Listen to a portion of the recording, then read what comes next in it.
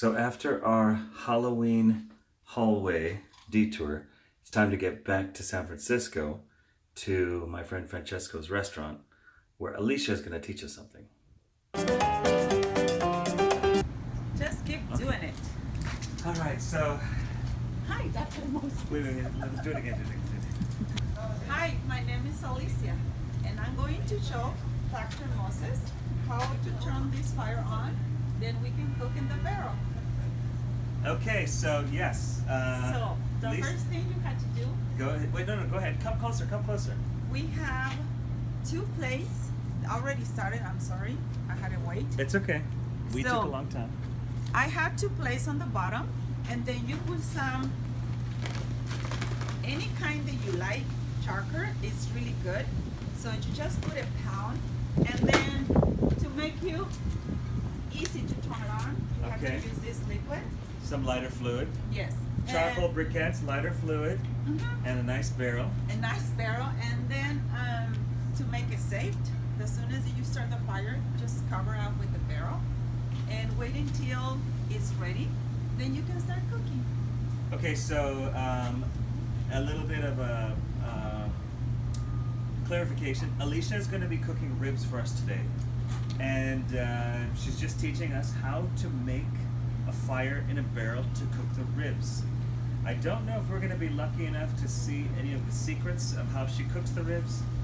I have a feeling we're just going to get to eat the ribs. Okay, well, you're going to enjoy. And we hope to enjoy the ribs. But anyway, the safety things, or the teaching point in this short little video is, first of all, if you're going to cook in a barrel, you've got to get a barrel that's approved for cooking, right? Has to be a special one.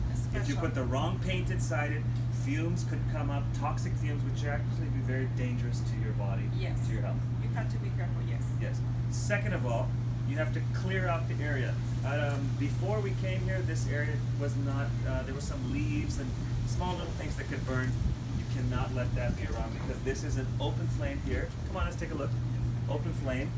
And if anything gets in there, can't even imagine what that could turn into. A big mess, right? It will be, yes. Okay. And So, to be safe, this is the way it is. so then now you put the lighter fluid in there to get it burning, and then after you put the lighter fluid in it to get it burned, how long do you have to wait? As soon as the charcoal turns turning white, that means it's almost ready. Oh, as soon as the briquettes start turning. See if we can see the color of the briquettes. Can we see that? Don't burn yourself.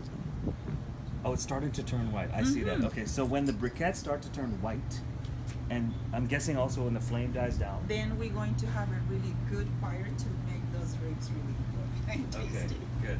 All right. So there it is. And then we put our barbecue secret and enjoy. Yes. Okay. All right. Thank you. So today's teaching point is, if you're starting a fire, whether it be a barbecue, in a barrel, or even just a campfire, try to make sure that the area around where you're starting your fire is cleared of anything that could potentially burn. Because I don't even want to think about the kinds of bad things that could happen if something starts catching fire that wasn't supposed to burn. So just be careful.